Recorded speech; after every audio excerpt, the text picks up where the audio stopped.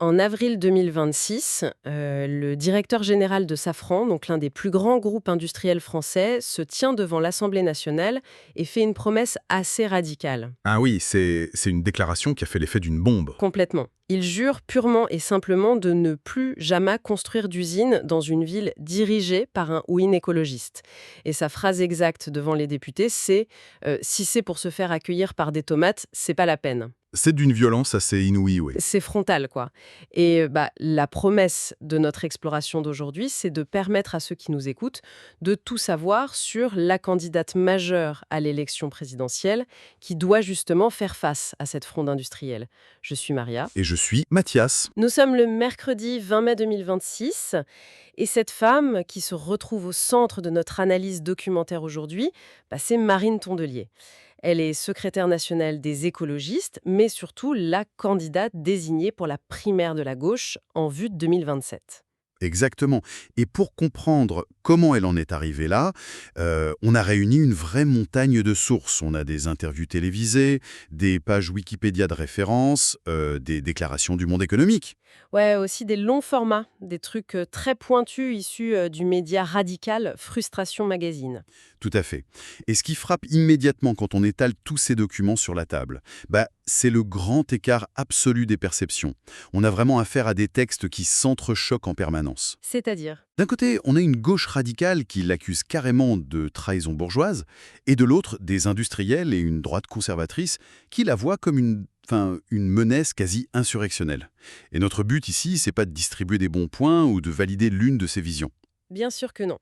L'idée, c'est de cartographier ce champ de bataille idéologique, de comprendre les mécaniques de son ascension et les crises qui secouent son mouvement. Voilà. Et ce qui est fascinant, c'est le point de départ. Avant de viser l'Élysée, tout commence par un ancrage ultra-local qui semble à l'opposé total des clichés habituels sur l'écologie politique. Ouais, on n'est pas du tout dans un centre-ville gentrifié là, hein.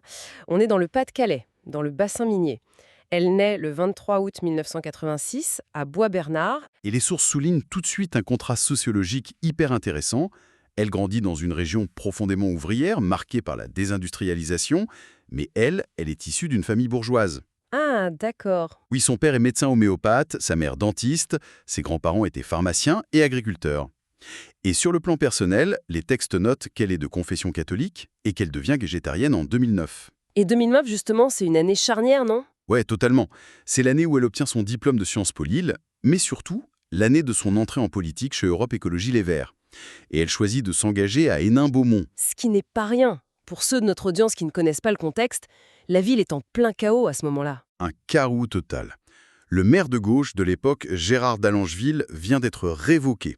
La justice enquête sur lui parce qu'il aurait détourné d'importants fonds publics via des fausses factures. Il faut préciser qu'on utilise le conditionnel, car ce sont les allégations qui déclenchent la crise locale. Mais ça crée un vide politique béant. La confiance s'effondre. Et la nature a horreur du vide. L'extrême droite s'engouffre dans la brèche, et c'est là qu'elle se lance dans l'arène. En 2012, aux législatives, elle se retrouve coincée entre Marine Le Pen et Jean-Luc Mélenchon. Deux immenses machines médiatiques. Et elle fait campagne en dénonçant leur parachutage. Elle dit en gros qu'ils utilisent sa région comme un plateau télé, quoi. Exactement. Et le résultat est brutal. Elle récolte à peine 1,63% des voix. Ah ouais, la claque. Mais en lisant ces récits, au lieu de la métaphore éculée de David contre Goliath, j'ai plutôt l'impression de voir l'histoire d'une cellule immunitaire isolée. C'est joliment dit. Bah oui, dans un organisme qui a succombé à un virus. Elle doit développer une résilience que les écologistes parisiens n'ont jamais eu besoin d'apprendre. Entre 2014 et 2017, elle épluche les dossiers locaux face au maire RN Steve Bria. Sous les huées en conseil municipal, ouais. Un isolement total. Et ça culmine en 2017 avec la publication de son livre « Nouvelles du front ». Un livre où elle décrit l'ambiance étouffante de la mairie RN, ce qui lui vaut d'être poursuivie en diffamation. Poursuivie par le maire lui-même. Elle finit par être relaxée au bénéfice de la bonne foi. Mais cet ancrage, c'est ça qui forge sa légitimité. C'est le bouclier principal de sa carrière. C'est ce qui la protège de l'étiquette de bobo écolo en fait. C'est clair. Avoir ferraillé pendant des années sur les terres de l'extrême droite avec des menaces juridiques réelles à la clé, ça impose le respect en interne. Ça montre qu'elle comprend les classes populaires par la friction quotidienne. Et c'est ce capital qui propulse son ascension, à partir de 2021. Une ascension fulgurante. conseillère régionale, puis directrice de campagne d'Éric Piolle, puis porte-parole de Yannick Jadot en 2022. Et en décembre 2022, le couronnement. Elle est élue secrétaire nationale de son parti avec un score quasi totalitaire de 90,8% des voix. 90%, c'est énorme pour un parti écologiste d'habitude si divisé.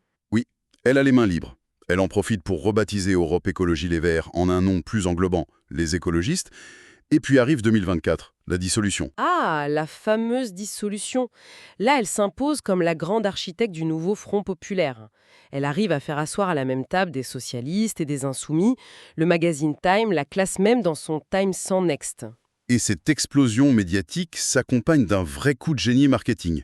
La veste verte. La fameuse veste verte. Bah oui, c'est pas juste un vêtement. Dans les sources, elle l'a définit elle-même comme un objet transitionnel, un doudou pour adultes de gauche angoissés. Doudou pour adultes angoissés, c'est génial comme formule. Ça installe une image maternelle, une grande sœur qui vient apaiser son camp politique. Tout à fait. Sur le plan de la com, c'est redoutable. Sauf que là, y a un truc qui me bloque. J'ai vraiment du mal à réconcilier cette image de doudou réconfortant avec ses actions sur le terrain. C'est vrai que le contraste est fort. Parce qu'en parallèle, elle cultive une radicalité physique. En 2023, elle participe à la manifestation interdite de Sainte-Soline, au milieu des lacrymos. Gérald Darmanin dégaine carrément le terme d'éco-terroriste. Ouais, et elle qualifie même l'Assemblée nationale de ZAD démocratique. Mais comment elle fait pour simultanément rassurer les plateaux télé parisiens et théoriser la ZAD ? Ces deux postures sont censées s'annuler. C'est ce qu'on appelle le paradoxe de la radicalité institutionnelle. Elle explique que face à l'inaction climatique, la modération, c'est l'action radicale. Elle veut importer la culture de l'action directe au cœur du jeu parlementaire. C'est une ligne de crête hyper fine, ça. Exactement. Et si elle arrive à tenir cet équilibre face aux caméras, en coulisses, dans l'appareil de son parti, ça provoque des déchirures monumentales. Et ces déchirures éclatent au grand jour début 2025. Quand on parcourt les sources, on a l'impression que le mouvement implose moralement. D'abord en février, avec l'affaire Julien Bayou. Un moment très sombre pour le parti. Pour remettre le contexte, l'ancien dirigeant avait démissionné suite à des accusations publiques. Il aurait commis des faits de harcèlement moral sur une ex-compagne. On rappelle que ce sont des allégations. Oui. Et début 2025, la justice classe l'affaire sans suite. Il est innocenté aux yeux de la loi. On s'attendrait à ce que la direction exprime un soulagement, mais au lieu de ça, il publie un communiqué d'une froideur polaire, sans la moindre excuse. Ce refus de réhabiliter un cadre innocenté, ça agit comme un détonateur. La sénatrice Ghislaine Séné, une figure majeure, claque la porte avec fracas. Oui, et ces mots sont durs. Très dure, elle pointe du doigt l'emprise de réseaux qu'elle qualifie d'ultra-féministes. Elle estime qu'ils imposent une justice parallèle et éloignent le parti de sa mission écologique. Ce climat de suspicion nous amène directement au congrès d'avril 2025. Elle est réélue, mais elle fait valider par 74% des votants de nouveaux statuts qui suppriment purement et simplement les courants internes. Fini les petites écuries, fini la proportionnelle interne. Et là, les grandes figures historiques voient rouge. Sandrine Rousseau l'accuse de mettre le parti sous cloche. Et son ancien mentor, Éric Piolle, dénonce l'autocratie la plus crasse couplée avec la novlangue de la communication non violente. C'est terrible, non ? C'est un séisme. Historiquement, l'écologie en France, c'était une culture de l'hyper-horizontalité, des congrès où on négociait des virgules. Très pur démocratiquement, mais ingouvernable. Voilà. En supprimant ça, elle transforme la coopérative militante en une machine de conquête présidentielle verticale. Elle s'aligne tous ceux qui pensaient que la méthode démocratique primait.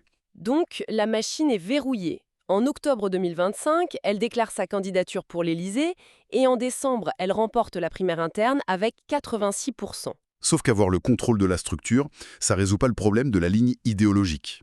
Oh que non ! Dans une interview à l'Humanité, on lui demande s'il faut sortir du capitalisme.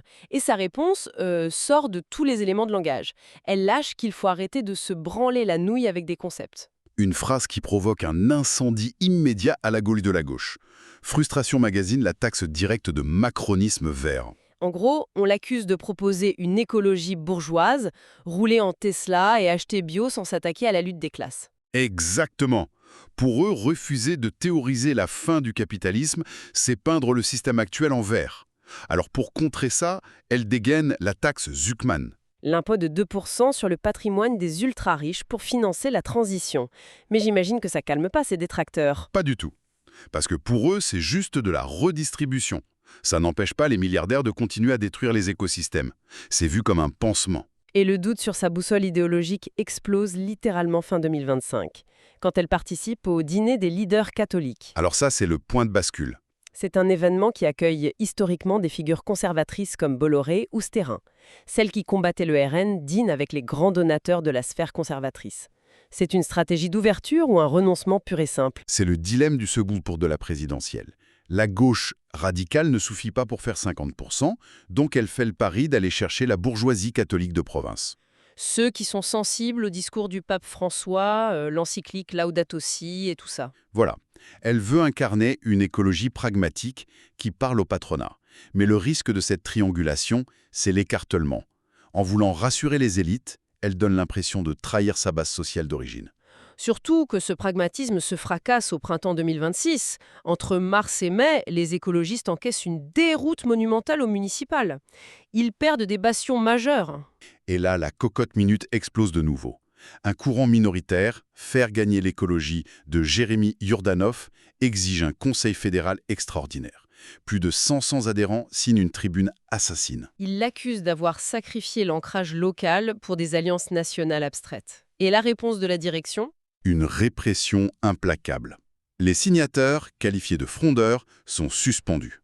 Ce qui, pour ces critiques, valide complètement l'accusation d'autocratie de Piolle. Le parti ne débat plus, il exclut. L'ironie est vertigineuse quand même. Elle a construit sa crédibilité sur la noblesse du combat local à Hénin-Beaumont, et là, elle purge ses propres élus locaux.